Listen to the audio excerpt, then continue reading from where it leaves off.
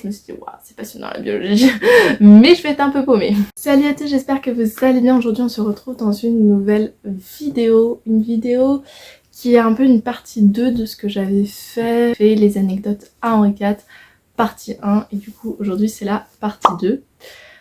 J'ai beaucoup hésité à faire cette vidéo parce que en cherchant des anecdotes, déjà je suis arrivée à une limite, c'est-à-dire que je ne suis restée que 6 mois à Henri IV en prépa et que je trouve que c'est très intéressant de donner ces anecdotes, mais que en même temps, parallèlement à ça, il faut savoir que 6 mois c'est assez court et que je vous ai déjà donné pas mal d'anecdotes qui sont d'ailleurs pas forcément des anecdotes que j'avais fait quand j'ai revu la vidéo, c'est plus raconter un peu comment ça s'est passé. Et c'est un peu ce que je vais continuer à faire ici. J'ai répertorié 4 grandes parties dont j'ai envie de vous parler. Et voilà, j'espère que ça vous intéresse toujours autant. Mais en tout cas, c'est la dernière vidéo que je ferai là-dessus parce que j'ai pas tant d'anecdotes à raconter en plus. Et voilà, on commence tout de suite.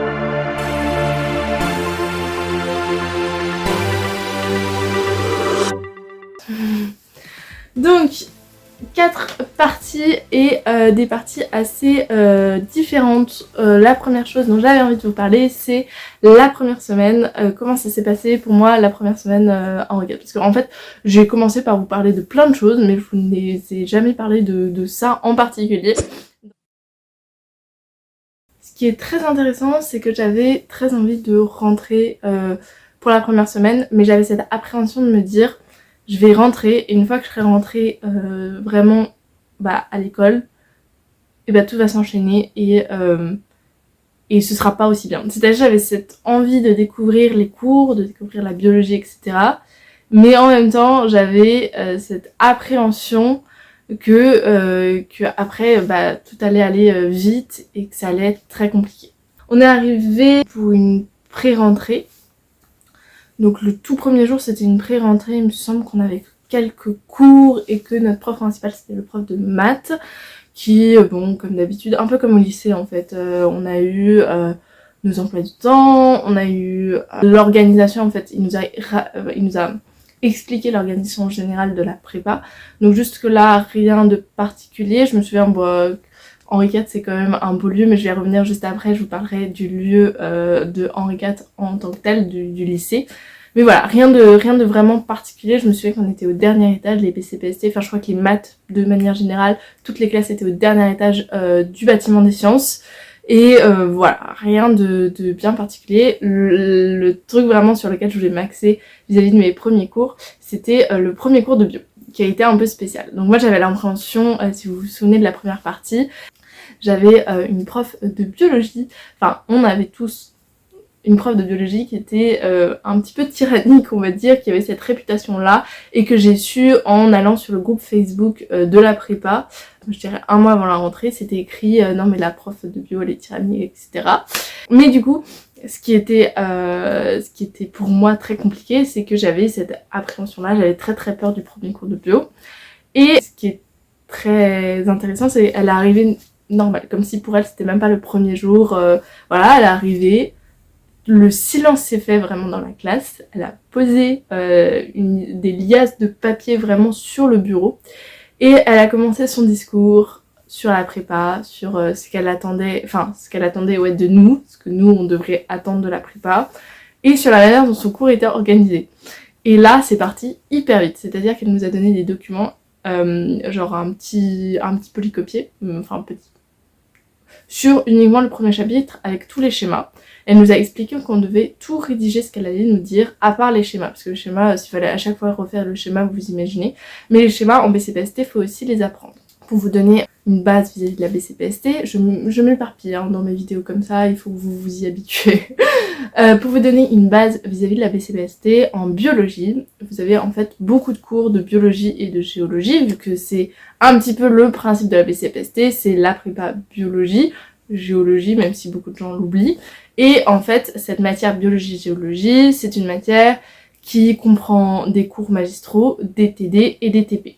En cours magistraux, c'est des cours de SVT mais poussés vraiment au micro-détail, c'est-à-dire que vous allez avoir des détails très larges, des détails sur tout, et vous apprenez plein de choses sur la manière dont le corps humain fonctionne, ou de manière générale la biologie fonctionne, parce que ça peut être appliqué aux animaux. Et notamment ce que j'avais trouvé super intéressant dans les cours, c'est que tu vas apprendre quelque chose sur une molécule, ou sur, par exemple, il y avait le truc sur je m'en souviens très bien, sur les lipides. Alors je pourrais pas vous dire exactement, donc si ma mémoire est pas fraîche et que je dis quelque chose qui est pas exactement vrai, m'en voulez pas vraiment, ce point-là sur la biologie je l'ai pas revu après, mais il y avait quelque chose sur j'allais dire le cholestérol, mais je suis pas sûre à 100%, et les lipides sur la paroi membranaire, que le fait que chez certains animaux, nous aussi on avait ça, mais chez d'autres animaux c'était encore plus marqué, qu'en gros ça, je dis pas de bêtises, ça se resserrait quand il faisait très froid, et ça se dilatait quand c'était très chaud. Et du coup, ce qui était super intéressant, c'est qu'elle avait mis par exemple une photo de rennes en même temps, et elle disait, par exemple, c'est ce phénomène-là qui font que les rennes, ils peuvent se balader dans la neige. Et ça m'avait marqué parce qu'en gros, tout au long, tu vois des trucs, et ensuite tu vois concrètement sur un animal, ou même sur l'humain, parce qu'il y avait plein de choses sur l'humain, concrètement, pourquoi tel phénomène existe. Et en fait, c'était plein d'explications comme ça que moi, je trouvais vraiment passionnant. Il y a les cours, il y a les TD. Les TD, c'est des exos. D'analyse de documents notamment, mais nous, je sais plus exactement comment on s'en servait, je crois qu'il y avait 1 heure au début de l'année où on s'en servait encore comme du cours, et ensuite, je me souviens pas exactement, si on était dans la salle de TP je crois, et on faisait des analyses de géologie, il me semble, en TD, si je dis pas de bêtises, et en TP on faisait des TP, pas trop de géologie, plus de biologie, enfin moi de ce que j'ai eu, je sais qu'après il y a eu plus de géologie. Mais les TP de géologie, enfin tout ce qui était autour de TD, TP de géologie était quand même vachement intéressant. Autant j'aimais pas du tout les cours, autant t'avais des cartes, tu devais un peu te dessiner sur des cartes et tout, et c'était très manuel. Moi j'imaginais qu'on allait en géologie être assis, avoir une analyse de documents, alors que c'était pas forcément ça, c'était faire des profils topographiques notamment à partir d'une carte. Par exemple de l'IGN, ou une carte où vous savez les dénivelés de niveau, il fallait faire un profil topographique, c'est-à-dire le profil de la terre, le dénivelé il est là, puis il est là, à partir d'une carte qui est où tu vois le dénivelé que à partir des courbes de niveau. Ça c'était super intéressant. Enfin bref, il y avait plein de choses que j'avais pas imaginé en fait avant de venir à la prépa, autour de la biologie géologie, qui était vachement intéressant. C'est juste pour moi les maths et la physique m'avaient un petit peu déçue. Donc ce premier cours là, on a rédigé, on a continué à rédiger, et en fait le petit désespoir que j'ai eu, c'est que j'arrivais pas à tout prendre en note, mais quand j'ai vu ce que les autres avaient pris en note, je me suis dit quand même, t'es pas mal, t'as pris quand même pas mal de trucs vis-à-vis des autres, donc ça va, j'arrivais à écouter et écrire en même temps, ce qui dans une semaine normale plus tard, quand t'as des cours de maths, de physique, des TP, etc. Parce qu'au début, c'était mon premier cours, genre j'avais rien eu pratiquement, que t'es fatigué parce que t'es à la prépa. En fait, au bout d'un moment, tu fais que rédiger, et c'est très compliqué d'écouter et de rédiger à la fois.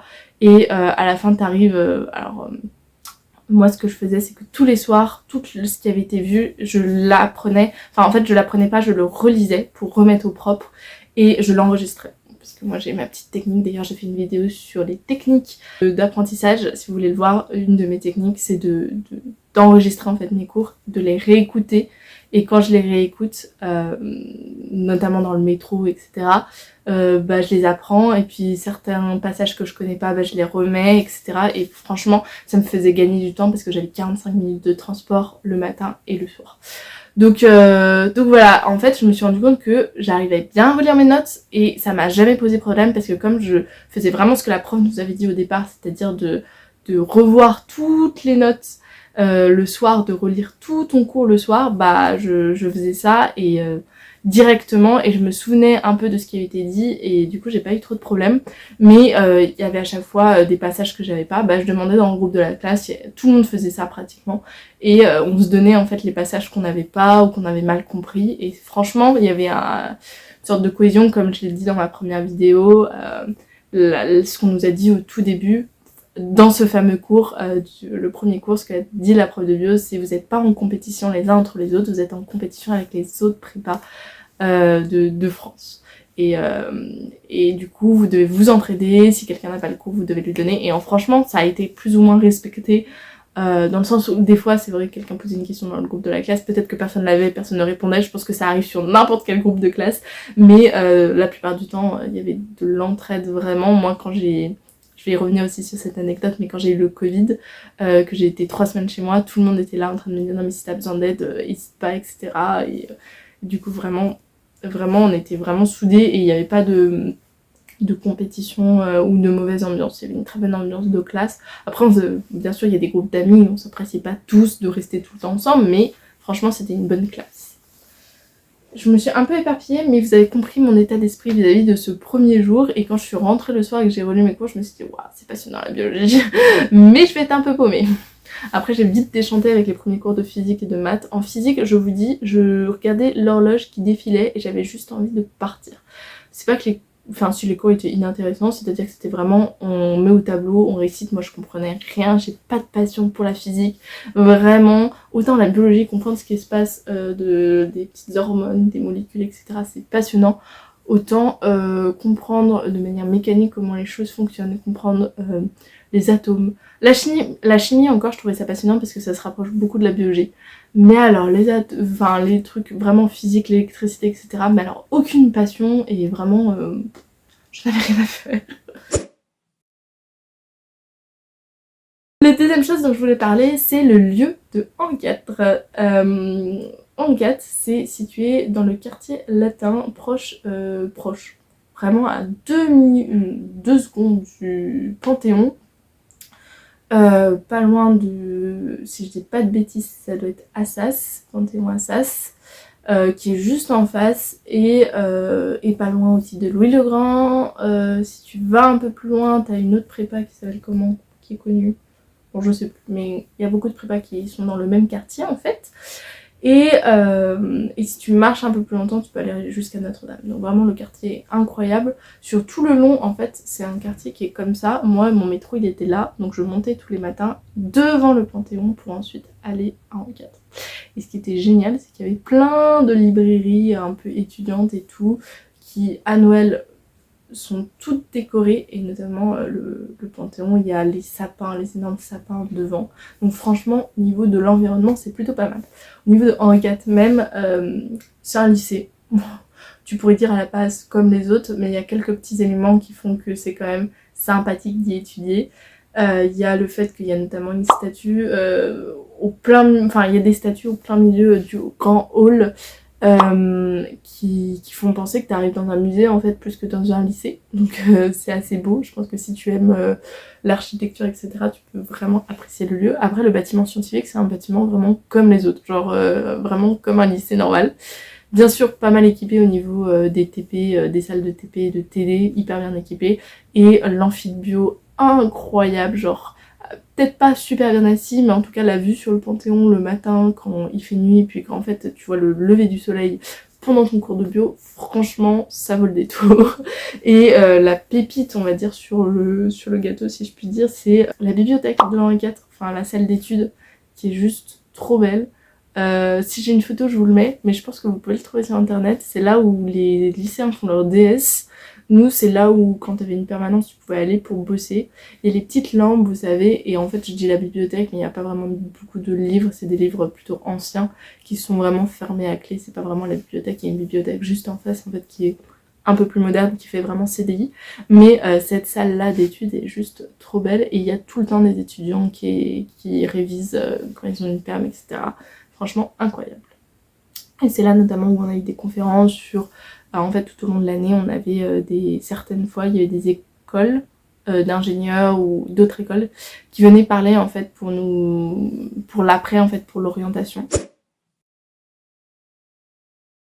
La partie suivante dont j'avais envie de vous parler, c'est les dissections en BCPST.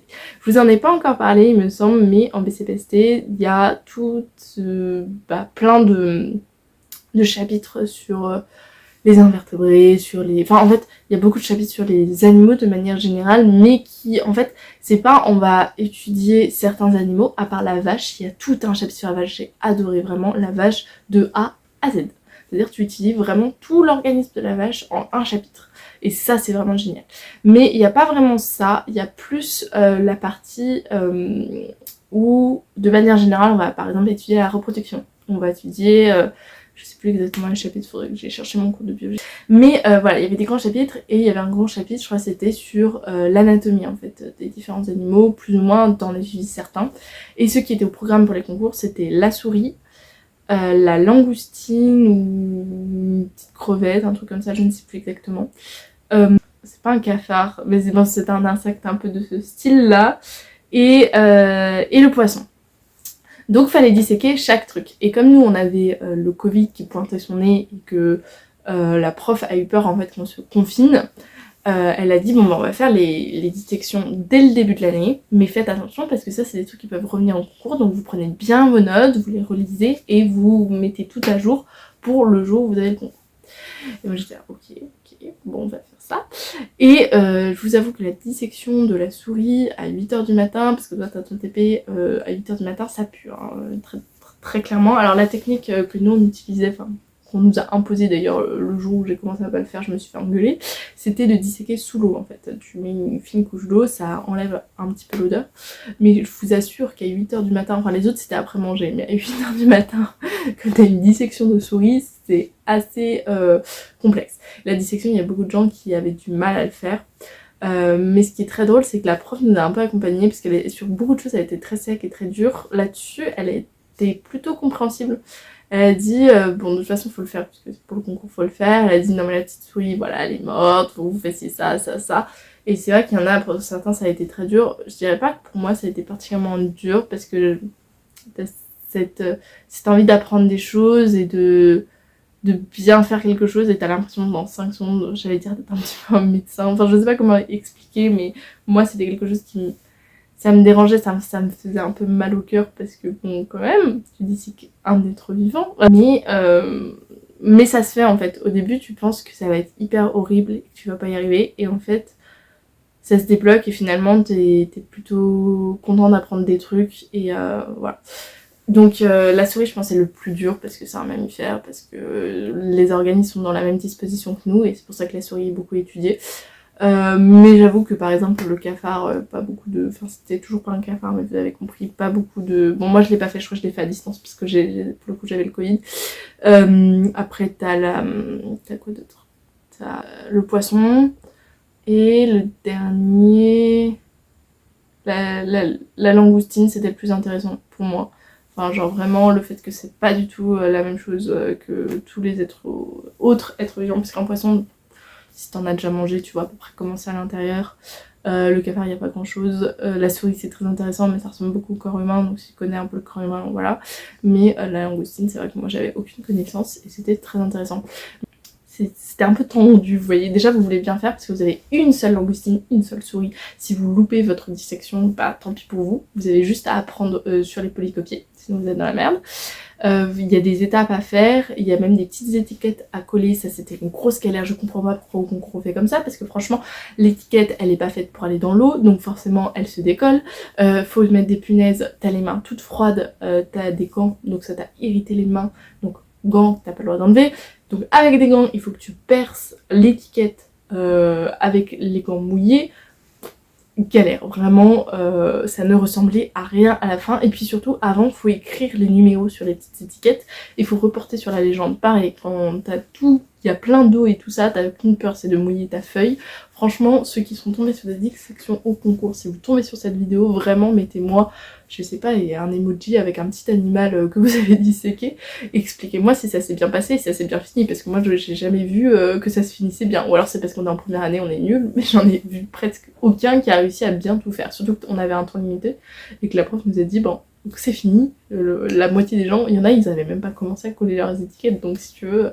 Mais bon bref, je pense que c'est un truc qui s'apprend et tu refais potentiellement peut-être des dissections en deuxième année, je ne sais pas. La dernière anecdote, on y arrive, c'est le Covid qui s'est invité. Alors ça va être très très propre à moi. Alors, je vous en avais parlé un peu dans la vidéo d'avant, mais là je voulais revenir dessus pour vous expliquer un peu quelle a été mon expérience. Ma gentille sœur a ramené de son école d'ingénieur, elle avait fini sa prépa, elle est rentrée en école d'ingénieur, le Covid à la maison sans qu'on s'en rende compte, surtout que ça ressemblait pas du tout au Covid pour elle, donc elle a pas fait de test. Même si c'était, tu peux te dire quand même c'était dans la période et tout, mais vraiment elle était en forme et il y avait, on aurait dit un petit rhume, vous voyez, donc quelqu'un de sensé se serait dit quand même il faut faire un test tout ça, mais dans le moment où c'est arrivé, en fait c'est arrivé tellement proche de après moi qui tombe malade que elle a pas fait de test. Sauf que moi bah j'ai vraiment eu le pire du pire, c'est-à-dire que je m'en suis rendu compte en fait en cours de mathématiques après manger. Souvent t'es fatigué parce que tu viens de manger, parce que t'as eu une semaine compliquée, mais ça va. Tu peux avoir ce truc de te dire oh si je mettais juste ma tête je pourrais dormir. Mais jusque là tout va bien. Là j'arrivais pas à garder les yeux ouverts. J'étais là, j'écoutais le prof, en fait j'écoutais même pas ce qu'il disait vraiment, j'essayais juste de garder les yeux ouverts pour vous dire.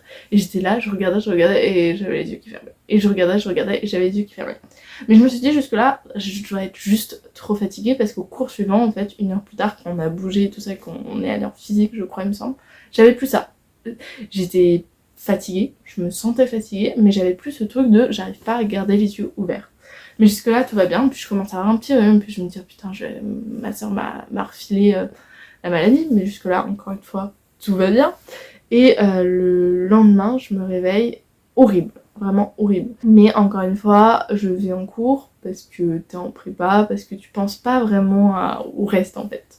Je dis pas que je pense qu'à ce moment-là j'ai même pas pensé au fait que je pouvais avoir le Covid, pour vous dire à quel point t'es matrixé à penser à ce que tu fais, etc. Et puis de toute façon, même si je me dis j'avais le Covid, t'as la pensée de oh, mais je vais pas m'arrêter quoi. Là je peux pas m'arrêter, je peux pas rentrer chez moi, vous vous rendez pas compte.